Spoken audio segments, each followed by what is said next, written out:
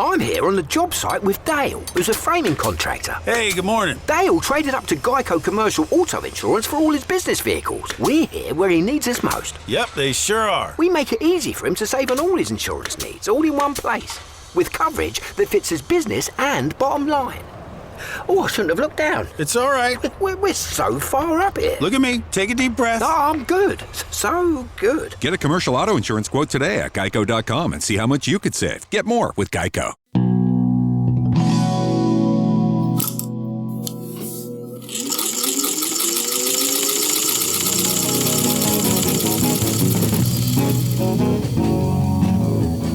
Welcome back to Used to Sew, a podcast about sewing machines, sewing history, and sewing culture in the past and present. I am your producer and co-host Aradia, daughter of your main host, T.R. Kelly, and we are here today to open up Season 2 of our podcast. We've gotten through our first growing pains as a new project and thought that the turnover of the calendar year was a good time to start a new chapter of these interweaving stories of sewing, machines, and capitalism. This episode is an overview of the upcoming season's plans, which we basically were workshopping live as the recording was rolling. I've taken several notes about what topics we promised, so I can keep TR on track for what we've promised you, our small but loyal audience. And speaking of our audience, I know we have a couple of new names to thank, but I am going to save doing that for our next recording so that Mom and I can thank you together. And if you are a person who is at a tier to get a sticker, Patreon informs me that those are going out soon. I actually think I am one of those Patreons, so I'll be sure to let you all know what the Patreon autofill sticker situation is like. Topics we are planning on covering in the upcoming season of the podcast includes buttons, quilting, cotton, women's sewing circles, queer sewing, fabric history, marketing techniques, and tariffs that Mr. Singer himself sought to avoid. All that and more in this upcoming episode. We're here. We're back. It's a new year. Exciting. We survived the holidays. Actually, Hanukkah just got over. I'm not sure about Kwanzaa. Is it got 1 or 2 days left to go? And then we get into like Mardi Gras and Chinese New Year. So it just never ends. Reasons to sew. Mardi Gras, that's a good reason to sew. I've never been, but the costumes, oh my. What do we want to cover this season? Producer person, have we had any correspondence from our massive fan base about things they'd like to hear? Or are they just sucking it up? They seem to just love the vibe and enjoy what we're doing. Have not gotten any particular feedback yet. We do have a plan that we've put together for some ideas for what we want to do coming up. But no, we haven't gotten any external input yet. Okay, so they're just going to let us keep flailing away, and we'll call that good. I like that. Thank you for the vote of confidence, all 527 of you. I'm being optimistic. That's probably pretty optimistic, but we'll get there. We'll get there. We really will. I have some ideas of how to start actually getting the word out. I know so many people that would like to listen to this, but promoting it is like, I hate promoting things. Yeah. You know, it's like, unless there's like a built-in little niche, like that Heart and Brain cartoon where he's been holding this fact forever, and then they're, oh boy, here it comes, I get to use the fact. Mm-hmm. So one of the things I was thinking about and researching this morning, actually, you know, we talked about all kinds of other topics, but I got off on sewing room safety, of all things. Well, that's very on brand for you. You're a very safety-oriented person, so that's not surprising. Sharps, hots, lots of things. Ow, damn it. See, right there, I'm in my sewing room. Proving the point. As just a reminder of the podcast's overall thesis, Used to Sew is here on 3 pillars of topics, being the history of sewing machines, particularly in the century between 1870 and 1970, stories from the sales floor, tales of sales from your experience selling in the 80s after that century of change, and then also addressing fast fashion and combating it and doing what we can to create more education and awareness around responsible textile and crafting use. That's kind of what we're doing with the podcast in broad. Those are the three things we're going to stay focused around as we move through all of our topics. Yeah. So we did have some ideas for what our future projects could be. Starting out this year, we wanted to talk through your song, the Sewing Machine song, your folk ballad about the tale of sewing machines, which shows that you have been working on this overall thesis of a podcast for many, many years. It's not a new idea. We're going to go through that song line by line and show you how TR has been monotropically focused on this thing for a minute. We also wanted to get into doing some movie reviews. We have some movie and show ideas for stuff where we can point out that movies and TV shows have used sewing machines. We've got a few ideas of that. Yeah. We also wanted to go on a featherweight deep dive and talk about like specifically difficult fabrics to sew, like fancy, difficult fabrics that are really hard but really rewarding to make happen. Ooh. Okay, we can put that in Easter and bridal sewing season. Yeah, for sure. And then also we were thinking about, in addition to movies, books and stage productions and other pieces of media and literature and cultural works that include sewing machines. We've been finding a lot of those over the course of our first season, and so we were thinking of doing some deep dives into that. Like, I remember we discovered that there's a cut song from Fiddler on the Roof about a sewing machine, and that would make a great episode. So those are some of the things that we're looking forward to. We've also talked about doing a couple of interviews maybe, or field trips, but none of those are actually properly scheduled. So we won't make any concrete promises, but we might get adventurous this season. You never know.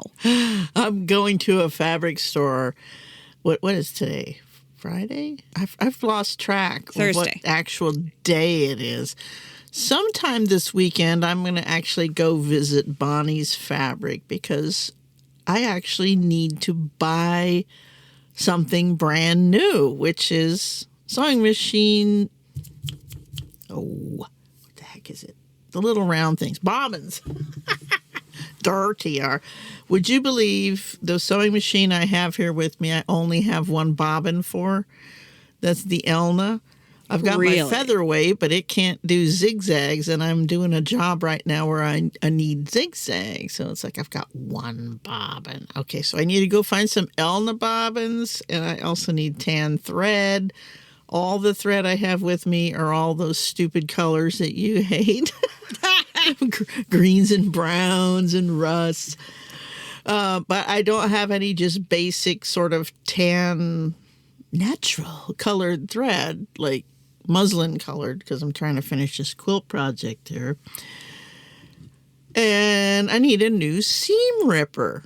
Now, as far as I know, those are not sharpenable. I have tried, but I an adult seam ripper is dangerous. There you are shoving away, and then bam, it lets go, and you've stuck yourself in the thigh with it. If somebody's got a seam ripper that's resharpenable or a high quality, I'm going to get one of those really cool Clover ones that has a big, wide screwdriver type handle on it. Easier to hold on to.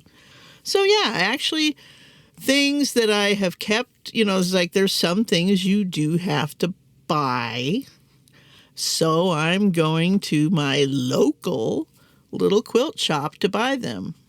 There's not even a Joanne Fabric in Yuma. There used to be, but it went out of business. Yeah. I wonder if there's fabric stores in Mexico. I mean, of course there are, but are there any close by? Do they sell by the meter? I bought fabric in Canada once, and yes, they do sell by the meter. It was cool. A meter is about 39.5 inches, I think is the thing is to not worry about converting. Just either be imperial or metric and go with it. Back in fabric store days, you had to be able to convert stuff to decimal.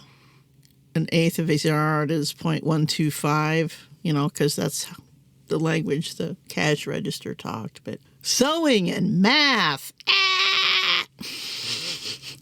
Okay, I'm way off in the weeds. Well, I can share that over the holidays, I finished and delivered on that stuffed elephant that I was working on. Finally, that took me forever, but I did finally manage to finish that elephant. It looked nothing like the cover picture. I somehow ended up with the torso being like way too long. Ooh. So just the proportions of it felt all different and strange. And like the legs like came forward and crossed in this almost like crisscross yoga position that was not at all in the original design. But it was weird and unique and charming and well received by its recipient.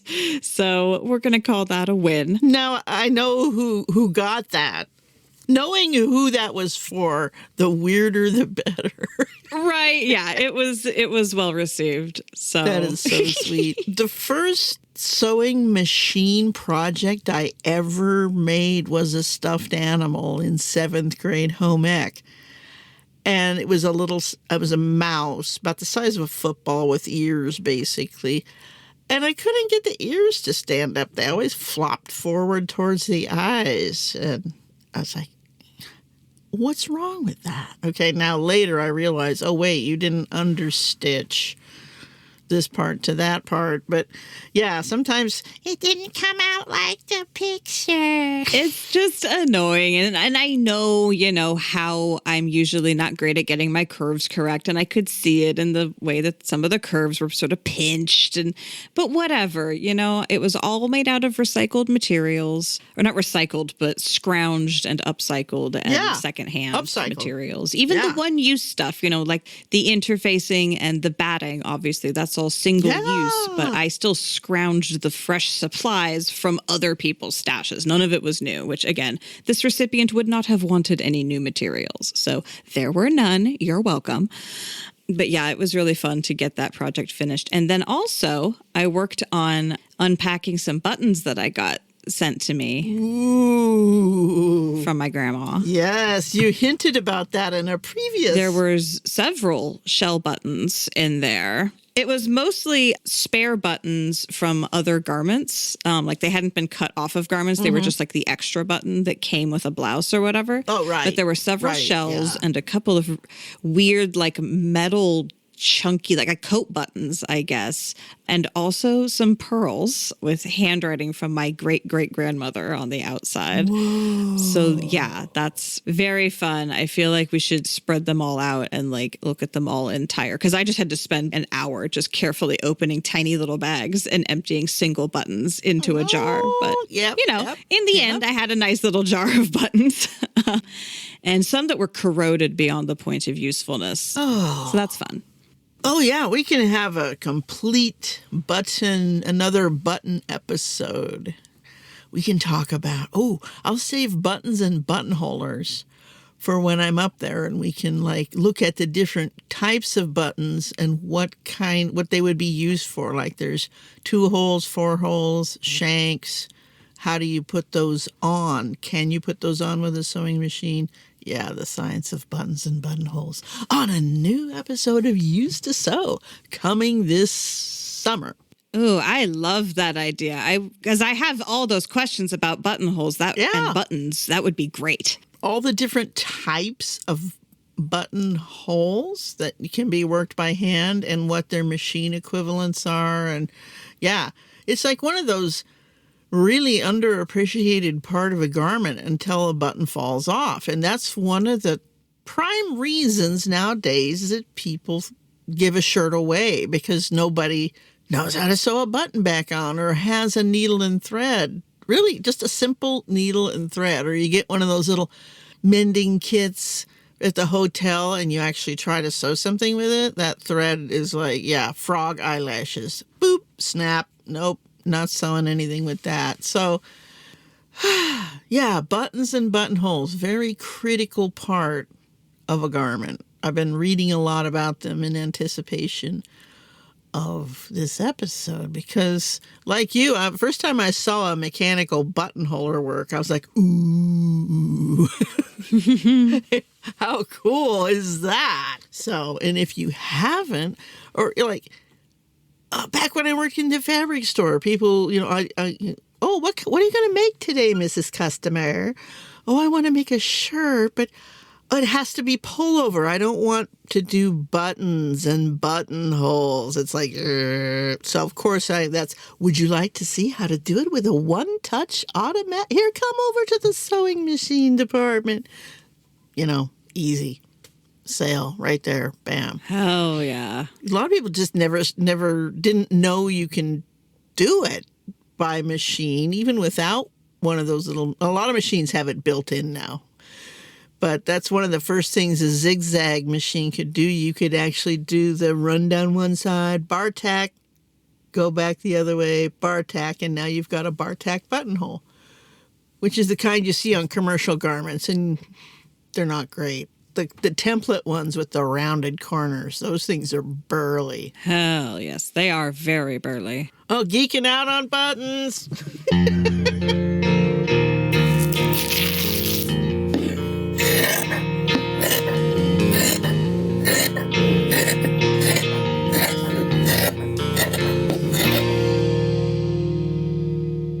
Another thing, I have another topic I think we should geek out on and do an episode on is quilts. Oh, Not my gosh. like modern fancy quilts, but like the long history of quilts. Because just the other day, I was watching a video about, wow, I'm totally forgetting what the actual video was about. No, it was a book. I was reading a book with the same grandma who sent me the buttons. We were reading this book together called All the Beauty in the World. And it's about this guy who is a museum guard at the New York Metropolitan Museum of Art or whatever. Ooh. I forget specifically the name, but the Met.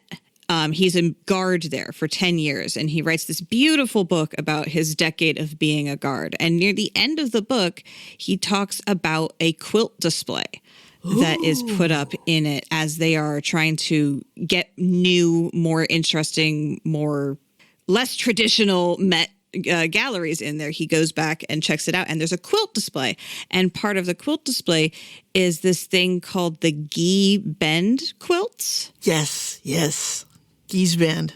Just a little vignette that he had in that book as like a sort of almost one of the last thoughts he had in this big book about art and his whole process there. It was just so fascinating. And I looked up a few pictures and I just was like, wow, this is a really cool piece of history that I would love to dig into on an episode and really get into like the history of quilting and all of that, like wild, interesting history. Oh my God. The correction letters will come flying in the minute we get anywhere near quilting. But we'll do an overview of what, like I've got a few source books here, and avid quilters can chime in with all the minutiae that they know and love. But yeah, that would be a good companion or pre-episode. We could do that one first because the Gee's Bend stuff is all old handmade stuff. Yeah. Right? Yeah. The handmade stuff. Pre-sewing machines. Yeah. So we can talk about those guys, and also just like utility hotbed places for quilting, Appalachia, which that's where it came out of necessity and then turned into art. Well, it always did. The Chinese invented quilting. Oh, they did. Really? The technical definition of quilting is fastening a lot of different layers of fabric together in a sandwich with a stitch. And to be a true quilt, it's got to have 3 layers: a top, a batting, and a backing. But the Chinese figured out that this could be pretty good armor. Really densely stitched quilting can repel arrows, for real. So yeah, the Chinese have the first that we know of history of the act of quilting things together like that. It's like 1200 BC or something, or 80. I'm not good with those letters.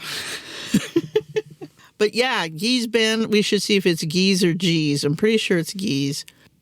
Then we want to do, man, that goes into the whole huge deep dive on cotton that we want to do. Which, yeah, that's going to be a multi-part process. Cotton is tied up with the Industrial Revolution. Oh, man. When we did that episode on planned obsolescence and fast fabrics, and we talked about some of the types of fabric and what it takes to make them rayon. Oh, I was reading more about rayon.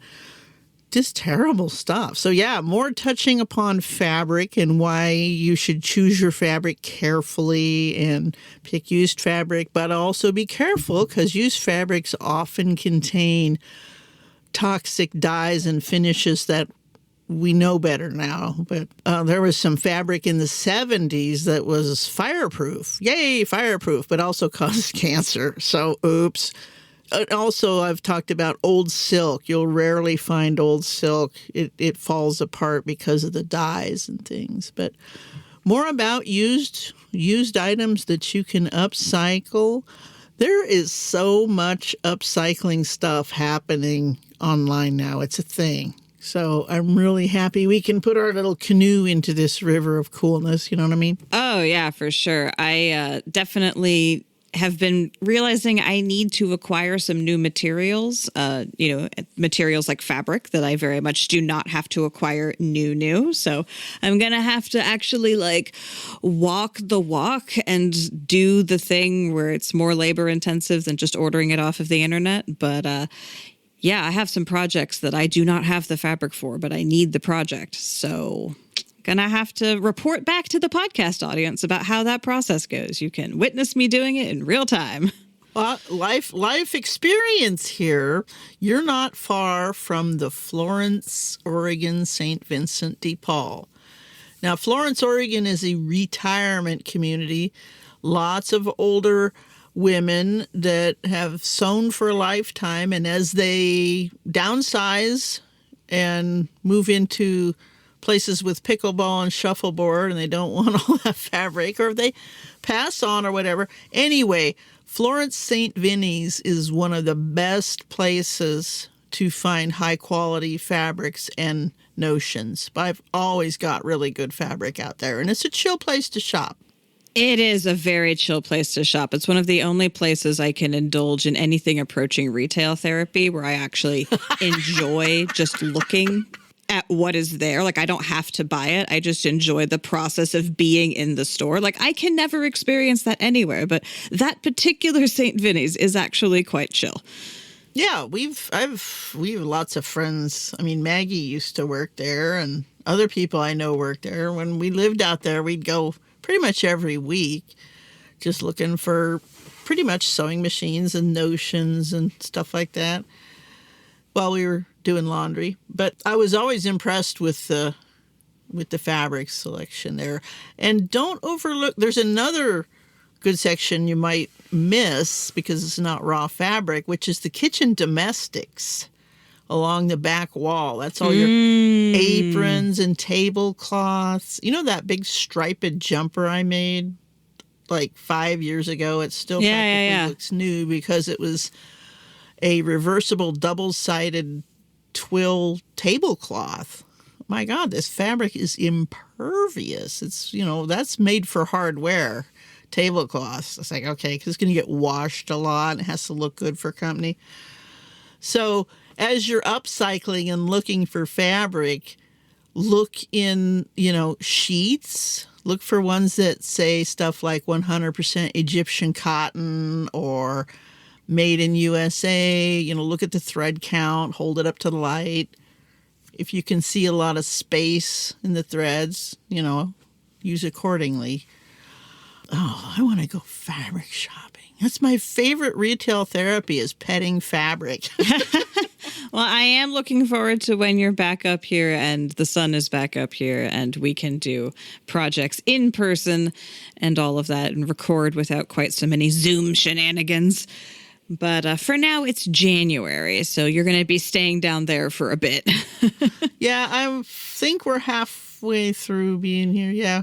Depending on the weather, we're going to Elvis will leave the building around 1st of March. I like to be out of here by the Ides of March. It's often 90 degrees in early March here, and that's just too much for me. As it is, we've had no rain this winter. Temperature's been in the upper 80s at times. It's like, I really couldn't get the Christmas spirit this year. Snow? Snow? What's that? I'll stick my head in the freezer and go, ho, ho, ho. But anyway, yeah, I look forward to spending a lot of time in your sewing room this year, working on the podcast.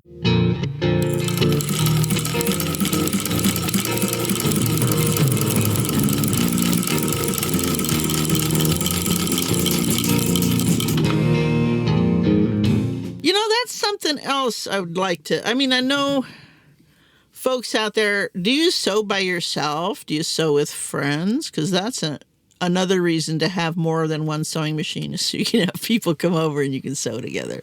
Yeah. Another topic I want to touch on is the history of women's sewing circles. How women's culture would get passed on where husbands and preachers and such weren't listening. And fabric stores, even up to the point where I was working, it's like the hum of the store is interrupted. Everything goes quiet. Someone says, "There's a man in the store." A man? What's a man doing in here? Well, I'll tell you, he's either looking for Velcro, camouflage, webbing, or he's looking for somebody to sew him a duck blind, or maybe those little hammer-on snaps to fix his jeans. But here we are, a whole store, like 20 clerks, 50 or 60 customers at any one time. It's the 80s, it's extravagant, and there's a man in the store. No! Some people would run screaming. Some people would, where? I want to go see him. Is he cute? Even our stock boy, and he was usually a boy, and our stock boys were usually from the theater department, and they were often gay. There's a man in the store? Because that's another thing I want to talk about is sewing for alternate gender identities. Because even in the 80s, I had a lot of people from the drag community coming in, trying to buy fabric on the down low because, it was not cool. It's the Reagan administration. Just say no to gays or whatever it was. Sewing and gender. It's been a gendered activity, and sumptuary laws or clothing laws, what you were allowed to wear. There were even laws you could not dress as the opposite gender. This is to stop women from passing as minors and making claims and stuff.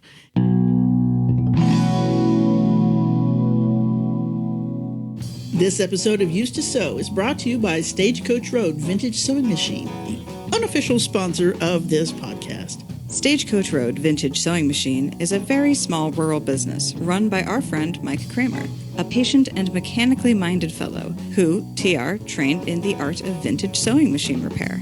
Whether you inherited an old sewing machine that needs refurbishing and repair, or are looking to buy a high-quality older machine, Stagecoach Road Vintage Sewing Machine is here for you. Over the past quarter century, Mike has restored thousands of sewing machines and carefully shipped them across the USA and beyond. If you don't have a machine of your own yet, he has many fine machines in his shop just waiting for restoration. Inquire about current inventory, pick one, and move it to the head of the line. They used to sew, and you did too. You can start fresh together. I see what you did there. The best way to contact Mike out here in the Oregon Coast Range is by email, srvsew@gmail.com. That's srvsew, srvsew@gmail.com. You can also visit the website, stagecoachroadsewing.com, for a photo gallery of machines that have been sold, details about restoration, ready-to-restore machines, and finished sewing machines just waiting to be shipped to your house. Visit Stagecoach Road Vintage Sewing Machine at stagecoachroadsewing.com to see the variety of vintage beasts and beauties that could be yours today. Stay threaded.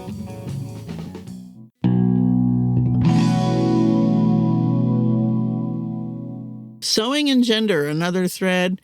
As I'm talking to you, I'm staring at my bookshelf, and there's this book, The Golden Thread, How Fabric Changed History. That's another book review I want to do. It's really cool. It's what got me on the idea of doing a whole big episode on cotton, and we're going to consult one of our African-American friends before we publish this, because we want to make sure we get everything respectful and right when we're talking about this part of American history and world history and textile history.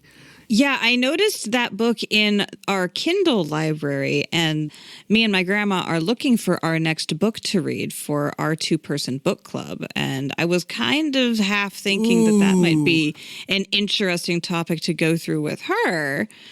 So maybe I can actually read it on my own with grandma and then bring that perspective to our discussion. Oh, yeah. Yeah. Because I have it in hard copy here, and I have been referring back to several chapters. Because it's a small book and it's covering a lot of ground, it doesn't go into deep detail on each thing, but it's a great starting point.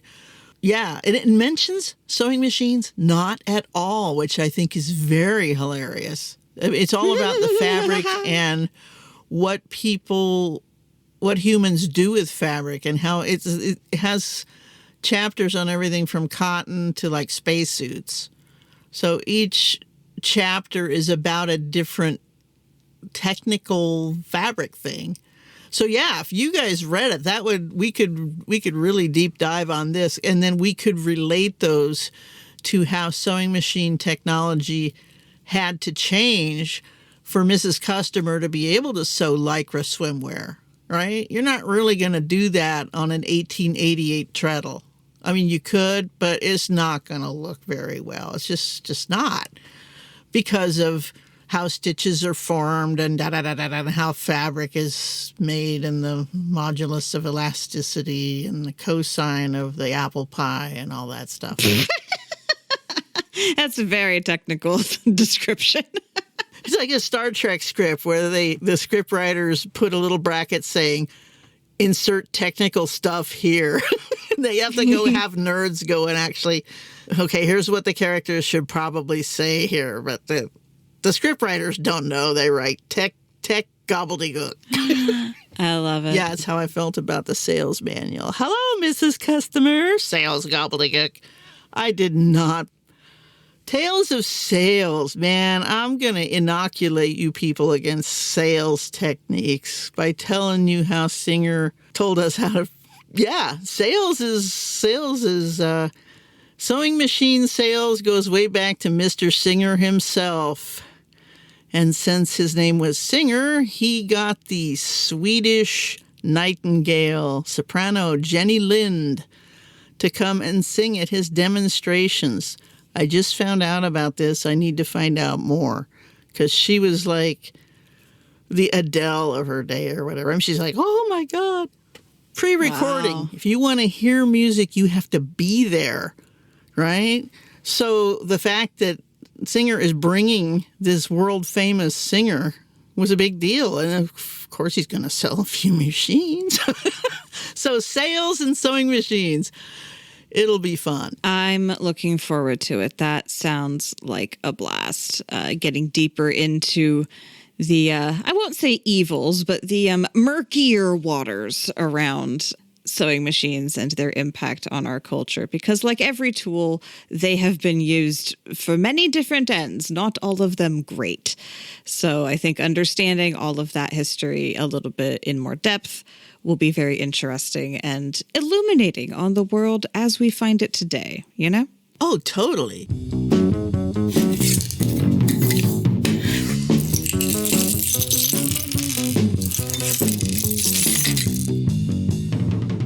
I'm going to contrast a sewing machine to a modern tool, the nail gun. Now, if you've ever watched a modern house being built, there's guys up there going, timka, timka, timka, timka, timka, timka. And there's no rat-tat, tap, tap, tap of hammers anymore. No, you want to get that wood up there. You want to get it.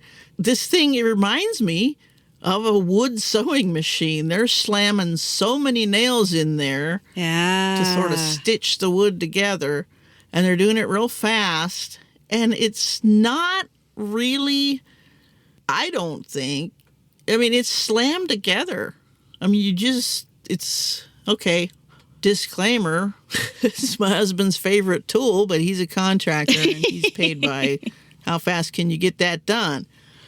But think of the rhythm of hand sewing and the rhythm of hammering, and then think of the energy of a sewing machine or a nail gun. Now, the social part of that is, wow, Mr. Single Contractor, like my old man, can build that garage faster for the customer, and they're going to love that, and he's going to get paid, and everything's good. Or if he built it by hand, it would take, oh my God, I don't even know how much time is longer.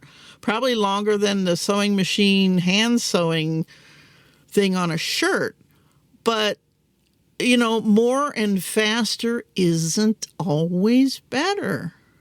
Every Saturday morning, all over suburbia now, you hear the rattle of nail guns like some sort of artillery of construction, or is it destruction? The sewing machine. Yes, it saved Mrs. Customer who had to sew for 12 kids. But then you get all Mrs. Customer's poor kids, and they're looking for jobs, and there's the sweatshop, and you can sit down at a sewing machine for 18 hours a day. The sewing machine's not a good item or a bad item, but the way it impacted humanity all over the globe has been huge. I want to talk about Singer's marketing practices globally and how he avoided tariffs by building factories all over the world. You know, when you're talking about shipping sewing machines, they're heavy. You don't want to build them and then ship them. You just want to, you know. So that goes back to the song where it starts out with how the machine is built and where it goes and how it gets used, what happens to it, how it gets saved or not, and then broken again and then resaved. You know, I wrote that song 30 years ago, and I still can't hardly get through without crying. It's just so true. I've actually had people say, can I perform that at my quilt show? I'm like, oh, please do. Can you send me a recording? The only recording I've ever heard of it was somebody kind of doing a ghostly semi-version that they had twisted the words around and not playing guitar very well, but it was mine. And my partner wrote to him and said, you know, she would show you how to play that correctly, but can you at least put her name on it? You know, can you give some credit? Oh no, they took it down. It's too bad though. I would love every vintage sewing machine person to put that. I don't want any money for it. I just want people to go, yeah, that was written by Trad Anonymous. Trad Anonymous. That's another woman songwriter. Not really. I just, you know, do you want to hear it on ukulele or banjo? So all that and more coming up on this next season of Used to Sew. Definitely follow us on all the places and support us on Patreon. And stay tuned for everything that you heard in this basically work session that we just recorded. Yeah, this is it's like a quilt. Yeah. We just made a word quilt. We threw lots of ideas. And we'll be starting with the song. Yeah. Wow. 13 verses, key of G. It's actually a folk song. I think we have achieved our goal in this recording, and the audience will be able to tune in next week for Sewing Machine Song Part 1, and we're just going to take it from there. So thank you all for listening, and stay threaded. Don't play Bob and Chicken. And there you have it. An overview of what we think we're going to be covering on this upcoming season of Used to Sew. From the history of fabric through the future of gender expression, we've got a wide range of topics glimmering at us on the horizon. Please let us know if you have any topic requests or corrections or suggestions for reading material. We will definitely take your input into account. Please also share us widely with your friends, family, and fans. I'm sure you have some. It really is the best way for a podcast to reach its intended audience. You can also support the podcast with money at patreon.com/used2sew. Thank you for listening to us here at Used to Sew. We always welcome your additions, corrections, and feedback in general. Please reach out to us via email at usedtosew@gmail.com. Used to Sew is a production of Fox and Raven Media. For more podcasts from Fox and Raven Media, visit our website at foxandravenmedia.com.